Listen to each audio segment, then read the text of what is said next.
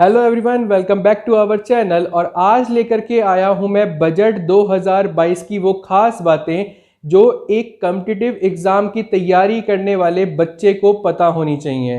तो देखिए, यहाँ पर कॉम्पिटिटिव एग्ज़ाम्स के अंदर जो तैयारी कर रहे हैं स्टूडेंट्स, उनके लिए ये वीडियो बहुत खास है और आप प्लीज़ इस वीडियो को अंत तक देखिएगा। बहुत सारी यहाँ पर मैंने जो हाइलाइट्स हैं उनको भी कवर अप किया है। तो देखिए, यहाँ पर सबसे पहले स्टार्टिंग करते हैं कि ये जो स्पीच है ये किसने दी थी। तो ये स्पीच आप जानते हैं कि जो हमारे इंडिया के फाइनेंस मिनिस्टर होते हैं वही बजट को पेश करते हैं।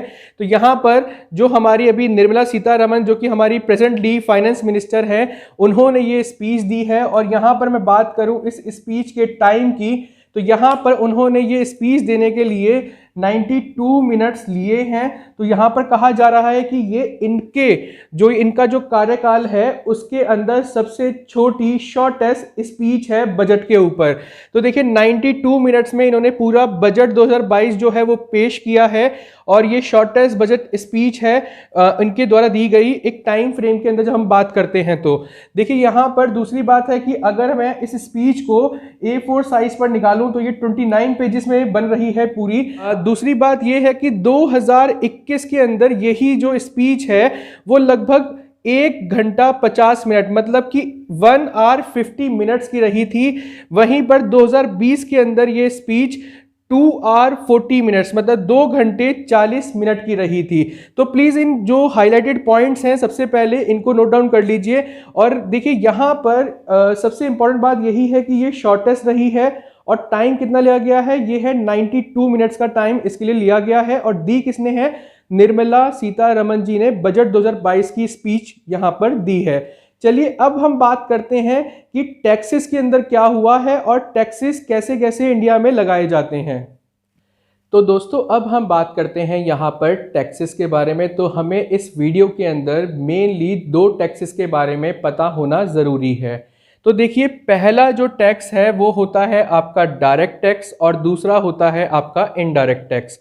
तो जो डायरेक्ट टैक्स होता है वो आपसे डायरेक्टली लिया जाता है और जो इनडायरेक्ट टैक्स होता है वो आपसे इनडायरेक्टली लिया जाता है सरकार के द्वारा। तो देखिए, डायरेक्ट टैक्सेस के अंदर आते हैं आपके इनकम टैक्सेस और इनडायरेक्ट टैक्सेस के अंदर आते हैं आपके गुड्स एंड सर्विसेज टैक्सेस। तो देखिए, यहाँ पर अगर आपने कोई बिजनेस किया है या कहीं पे आप जॉब करते हैं तो आपके ऊपर कुछ टैक्सेस लगाए जाते हैं और उनमें से सबसे मेन जो टैक्स है वो है आपका इनकम टैक्स, आपकी कमाई पे लगने वाला टैक्स।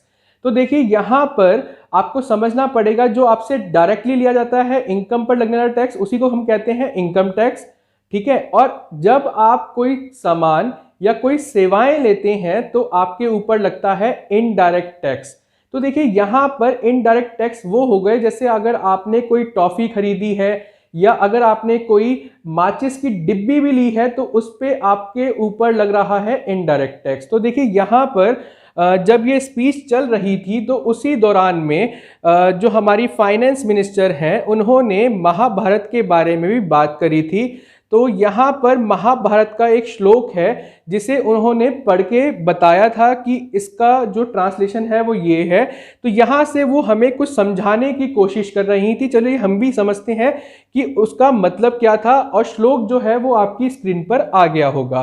तो बेसिकली ये जो श्लोक है ये शांत पर्व अध्याय का है और श्लोक नंबर 11 है और ये लिया गया है 72वें से अध्याय से। तो चलिए, यहाँ पर इंग्लिश का ट्रांसलेशन जो उन्होंने अपनी इंग्लिश की स्पीच में पढ़ा था वो ये है, the king must make arrangements for welfare of the populace by way of abandoning any laxity and by governing the state in line with dharma along with collecting taxes which are in consonance with the धर्मा। तो देखिए, यहाँ पर उन्होंने ये कहने की कोशिश की है कि जो राजा है उसे बिना किसी ढिलाई के अपनी प्रजा पर, मतलब अपने राज्य में टैक्स लगाने पड़ते हैं और उस टैक्स का जो यूज़ है वो लोगों के लिए करना पड़ता है। यहाँ पर इसका मतलब था कि उन्होंने जब ये श्लोक पढ़ा है तो ये क्लियर हो गया था कि यहाँ पर वो चाहते हैं कि जो किंग, मतलब जो गवर्नमेंट है, वो यहाँ पर कोई ढिलाई नहीं दे रही है लोगों को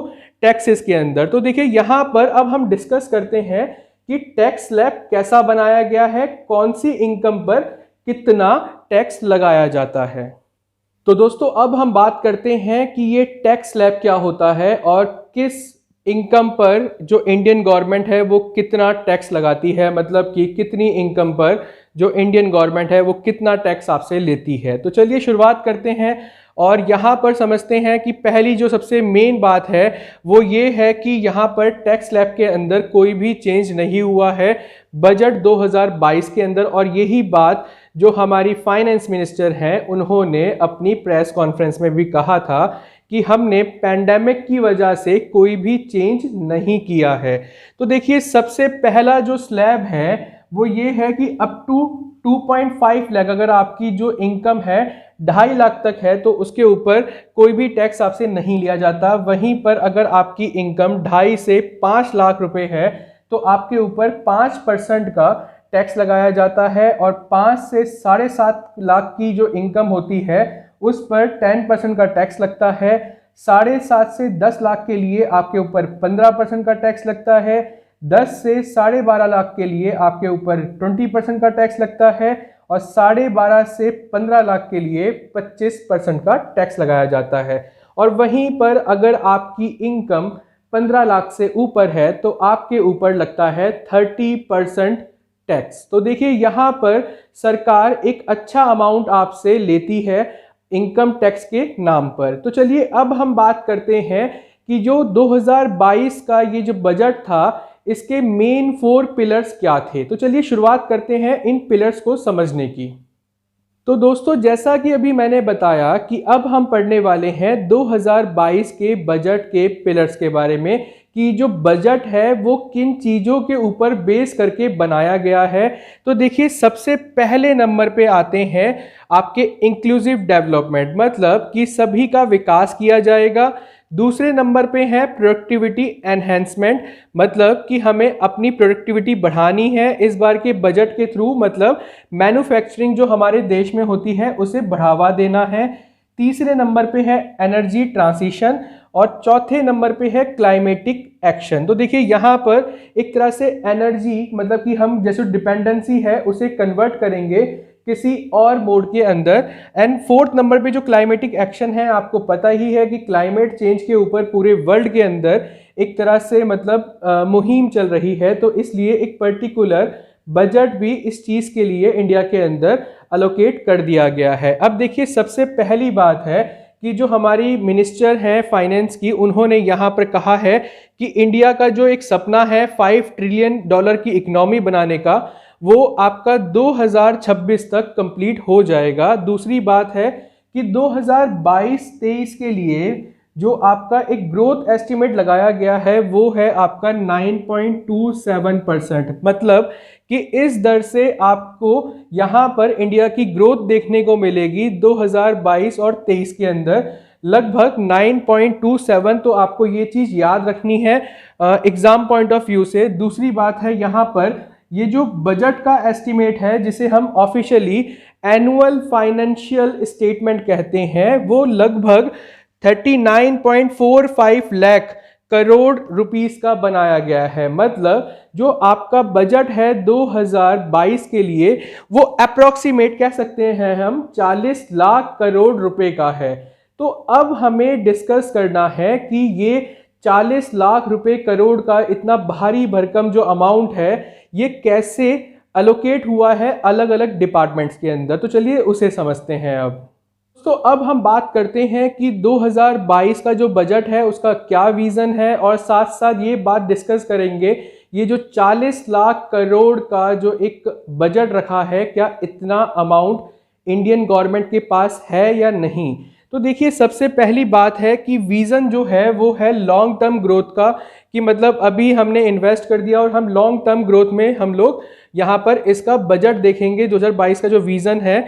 और यहाँ पर इसीलिए कोई भी स्पेशल स्कीम नहीं रखी गई है मिडिल क्लास और पुअर सेक्शन के जो लोग हैं उनके लिए, क्योंकि सरकार कह रही है कि हमने पैंडेमिक की वजह से बहुत ज़्यादा पैसा खर्च कर दिया है और हमें लगता है कि अभी हमें टाइम लेना चाहिए और कोई भी स्पेशल स्कीम मिडिल क्लास या पुअर सेक्शन के लिए हम नहीं बना पा रहे हैं। तो देखिए यहाँ पर फिस्कल डेफिशिएट जो है वो लगभग 6.4% का रखा गया है इस बार के बजट के अंदर। वहीं पर ये फाइनेंशियल ईयर 2014 से लेकर के 2020 तक लगभग 5% से भी कम रहा था। इसी की वजह से आपको कोई भी स्पेशल स्कीम देखने को नहीं मिल रही है। पेंडेमिक की वजह से ये एकदम से उछाल मार गया है, 6.4% पे चला गया है। अब समझते हैं ये होता क्या है। तो देखिए फिस्कल डेफिशिएट जो है यहाँ पर एक डिफरेंस है आपके एक्सपेंडिचर्स और रेवेन्यू के अंदर। तो यहाँ पर सरकार को एक तरह से ये कह सकते हैं बहुत बड़ा डिफरेंस देखने को मिल रहा है, इसीलिए उन्होंने कोई भी स्पेशल स्कीम यहाँ पर लागू नहीं करी है। और वहीं पर हम बात करें कि ये जो 40 लाख करोड़ रुपया जो आप देख रहे हैं बजट के अंदर, ये कैसे आएगा। तो देखिए यहाँ पर टोटल रिसीप्ट जो है, जिसे हम कहते हैं गवर्नमेंट की अर्निंग, जो आपसे वो अपने PSUs के द्वारा या जो आपकी अदर जो टैक्सेस वगैरह के द्वारा जो कलेक्ट करता है, वो लगभग जो आपका देखिए यहाँ पर अमाउंट है 22.84 लाख करोड़ रुपीस का। ये है आपका जो टोटल रिसीव अभी सरकार के पास अवेलेबल है एज अ अर्निंग। वहीं पर जो रेस्ट अमाउंट है रुपीस 14.95 लाख करोड़ का, उससे सरकार बोरो करेगी बॉन्ड्स के थ्रू। तो देखिए यहाँ पर सरकार बॉन्ड्स को बनाएगी और फिर लोगों को कहेगी कि उन बॉन्ड्स के अंदर इन्वेस्ट कीजिए, और उसके बाद सरकार उनको एक सर्टेन परसेंटेज पे पैसा वापस करती है। तो देखिए यहाँ पर बिलियन ऑफ बॉन्ड्स आने वाले हैं, तो ये अच्छा मौका है। अगर आपको लगता है कि सरकारी स्कीम में पैसा लगाना है, तो ये बॉन्ड्स जब आएंगे, देखिए पहली बात है कि यहाँ पर क्लियर नहीं किया गया कि ये कब आएंगे, लेकिन अगर आते हैं तो प्लीज़ इसमें इन्वेस्ट कीजिएगा, आपको एक अच्छा अमाउंट यहाँ पर मिल जाएगा। तो चलिए अब हम बात करते हैं कि किसको कितना पैसा दिया जा रहा है इस बार के बजट में। तो दोस्तों अब हम बात करते हैं कि सेंट्रल गवर्नमेंट ने इफेक्टिव कैपिटल एक्सपेंडिचर के अंदर कितना अमाउंट खर्च करने का वादा किया है। तो देखिए यहाँ पर लगभग 1/4 अमाउंट जो टोटल बजट का है, जो बैठता है 10.68 लाख करोड़ रुपीस का, उसे इफेक्टिव कैपिटल एक्सपेंडिचर के तौर पर खर्च करने का वादा किया है यहाँ पर। और दूसरी बात है कि ये बन जाता है 4.1% ऑफ टोटल इंडियाज GDP। तो देखिए यहाँ पर एक भारी भरकम अमाउंट जो है उसे इफेक्टिव कैपिटल एक्सपेंडिचर के तौर पे खर्च करने का वादा किया है। अब समझते हैं ये होता क्या है। तो देखिए यहाँ पर आपकी जो बिल्डिंग्स होती हैं, आपकी जो रोड्स होते हैं, हेल्थ की फैसिलिटीज़ होती हैं, उन सब पे जो अमाउंट खर्च होगा वो ये वाला अमाउंट है जिसे हम इफेक्टिव कैपिटल एक्सपेंडिचर कहते हैं। वहीं पर स्टेट्स को एक वादा किया गया है कि आपको 1 लाख करोड़ रुपए की मदद मिलेगी, और ये as a interest free loan आपको दिया जाएगा, और इस लोन को वापस करना होगा 50 साल के अंदर। तो देखिए यहाँ पर जो हमारी स्टेट गवर्नमेंट्स हैं, उन्होंने भी पैंडेमिक में बहुत पैसा खर्च किया है। तो सेंट्रल गवर्नमेंट ने यहाँ पर उन्हें ये अमाउंट देने के लिए कहा है as a interest free loan, जिसपे कोई भी इंटरेस्ट नहीं लगेगा, और साथ साथ ये अगले 50 साल में उनको वापस करना होगा। तो चलिए अब हम बात करते हैं क्रिप्टो के अंदर एकदम से जो उछाल आया था, और उसके ऊपर यहाँ पर इंडियन गवर्नमेंट ने एक टैक्स लगाया है। वो क्या है उसके बारे में समझते हैं अब।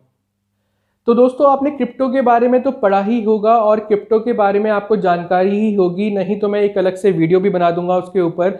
लेकिन अभी देखिए जो क्रिप्टो करेंसी है, जो एकदम से बहुत ज़्यादा पॉपुलराइज हो गई थी पूरे ग्लोबल लेवल पर, जो इंडिया में अभी तक लीगलाइज नहीं थी, लेकिन अपनी स्पीच के अंदर फाइनेंस मिनिस्टर ने कहा है कि उसके ऊपर 30% का टैक्स लगेगा और साथ साथ TDS लगेगा। तो यहाँ पर जो लोग हैं जिनके पास क्रिप्टो करेंसी है, वो लोग ये कह रहे हैं कि इसके अंदर एक बहुत भारी जो उनका प्रॉफिट था, उसके अंदर में से बहुत भारी ही अमाउंट जो है सरकार भी ले लेगी। तो देखिए यहाँ पर अभी तक ये इंडिया में लीगलाइज नहीं था, लेकिन लोग कह रहे हैं कि इंडियन गवर्नमेंट ने इसे अपनी फाइनेंशियल स्टेटमेंट में ला करके बैकडोर एंट्री से लीगलाइज करने की कोशिश की है। तो देखिए यहाँ पर अब हम बात करते हैं कि गवर्नमेंट के जो एम्प्लॉयज़ हैं, चाहे वो सेंटर के हों चाहे वो स्टेट के हों, उनको इस बजट में क्या मिला है।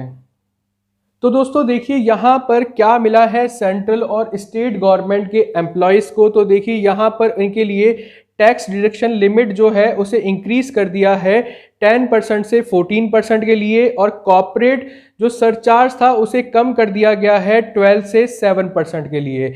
तो जहां पर वो अपने टैक्स को बचाने के लिए एक भारी अमाउंट एज अ पीएफ या किसी स्कीम में कटवाते थे, अब उन्हें कटवाने की ज़रूरत नहीं पड़ेगी इन दोनों चीज़ों की वजह से। तो थोड़ा सा उनको राहत दी गई है, लेकिन बहुत बड़ी राहत नहीं है ये। तो चलिए अब हम बात करते हैं यहाँ पर कि डिफेंस का जो बजट है वो कैसा रहा। तो दोस्तों जैसा कि अभी मैंने आपको बताया कि अब हम डिस्कस करने वाले हैं डिफेंस बजट के बारे में। तो देखिए यहाँ पर लास्ट ईयर ये अमाउंट था ₹4.78 लाख करोड़ का, और इस बारी ये अमाउंट हो गया है ₹5.25 लाख करोड़ का। तो यहाँ पर ये जो लास्ट ईयर से इस साल इंक्रीज हुआ है वो लगभग 9.8% का इंक्रीज देखने को मिल रहा है, और साथ ही यहाँ पर ₹1.19 लाख करोड़ जो हैं वो डिफेंस के पेंशन अमाउंट के तौर पर अलोकेट किए गए हैं। तो देखिए यहाँ पर एक अच्छा खासा अमाउंट जो है वो डिफेंस के लिए इस बार के बजट में रखा गया है। साथ ही इस बार जो एक रेवोल्यूशनरी स्टेप देखा जा रहा है वो मैं आपके साथ में अब डिस्कस करने वाला हूँ। डिफेंस के अंदर जो एक हम बहुत बड़ा अमाउंट जो हम बाहर की कंपनियों को देते थे उनसे इक्विपमेंट्स लेने के लिए, जैसे कि मशीनरी या वेपन्स को लेने के लिए, तो इस बार 68% कैपिटल बजट जो है वो रखा गया है डोमेस्टिक डिफेंस इक्विपमेंट्स मैन्युफैक्चरर्स के लिए। और यहाँ पर उनके जो R&D डिपार्टमेंट है हमारे डिफेंस का, उसका 25% जो है उसका फंड वो दिया जाएगा प्राइवेट कंपनीज या स्टार्टअप या अकेडमिया को। तो देखिए ये जो स्टेप है ये सरकार का सच में मुझे सबसे बेस्ट स्टेप लगा इस बार के बजट के अंदर, क्योंकि यहाँ पर वो हमारे देश की जो कंपनीज हैं या स्टार्टअप्स हैं उनको प्रमोट कर रहे हैं डिफेंस के अंदर। तो यहाँ पर ये जो एक विज़न था लॉन्ग टर्म ग्रोथ का वो देखने को, और वो बहुत अच्छे से यहाँ पर एक्सप्लेन भी होता हुआ दिख रहा है। अब देखिए हम बात करते हैं यहाँ पर कि क्लाइमेटिक चेंज जो है उसके अंदर जो अमाउंट रखा गया है इस बार के बजट के अंदर, उसमें क्या क्या खास है और क्या क्या अमाउंट उसके अंदर अलोकेट किया गया है। तो दोस्तों अब हम बात करने वाले हैं क्लाइमेटिक एक्शंस के बारे में जो सरकार ने बजट 2022 में लिए हैं क्लाइमेट चेंज के ऊपर। तो देखिए यहाँ पर ग्रीन बॉन्ड्स बनाए गए हैं, और ये ग्रीन बॉन्ड्स का जो अमाउंट है वो अभी तक सरकार ने बताया नहीं है, और इनके ऊपर कितना इंटरेस्ट वो प्रोवाइड करने वाली है उसके बारे में भी कोई इन्फॉर्मेशन नहीं है। लेकिन ये जो ग्रीन बॉन्ड्स हैं ये इशू होंगे ग्रीन टेक्नोलॉजी और रिन्यूएबल पावर प्रोजेक्ट्स, जैसे कि विंड या सोलर पावर प्रोजेक्ट जो होते हैं उनको प्रमोट करने के लिए। यहाँ पर जो दूसरी स्कीम है वो है आपकी PLI, जिसे बोलते हैं प्रोडक्शन लिंक्ड इंसेंटिव। तो यहाँ पर ₹19,500 करोड़ जो है वो सोलर पैनल्स के लिए रखा गया है, और यहाँ पर मैन्युफैक्चर होगा high efficiency solar PV modules, जिन्हें हम बाहर की कंट्रीज से मंगाते थे अपने देश के लिए, जैसे चाइना हो गया या सिंगापुर हो गया, वहाँ से इनको इंपोर्ट कराया जाता था और देन इनको हम यूज़ करते थे। तो देखिए यहाँ पर ये जो स्टेप है बहुत ही यूनिक स्टेप लिया है सरकार ने। हमारे देश के अंदर ही इनकी प्रोडक्शन कराई जाएगी और यहाँ पर इन्हें यूज़ किया जाएगा फॉर द क्लाइमेटिक एक्शन। तो देखिए अब हम बात करते हैं कुछ इम्पॉर्टेंट स्कीम्स के बारे में जो सरकार ने इस बार के 2022 के बजट में लागू करी हैं। तो दोस्तों अब मैं एक बहुत इम्पॉर्टेंट प्रोजेक्ट के बारे में बताने वाला हूं। इस बार ये प्रोजेक्ट इंट्रोड्यूस किया गया है बजट 2022 के अंदर, और इसका नाम है कैन बेटवा लिंकिंग प्रोजेक्ट। और इसके लिए जो अमाउंट अलोकेट किया गया है वो है लगभग ₹44,605 करोड़ का। सबसे पहले समझते हैं ये कैन और बेटवा जो हैं ये है क्या। ये यमुना की ट्रिब्यूटरी हैं दोनों की दोनों, एक कैन रिवर के नाम से है और एक है बेटवा रिवर के नाम से।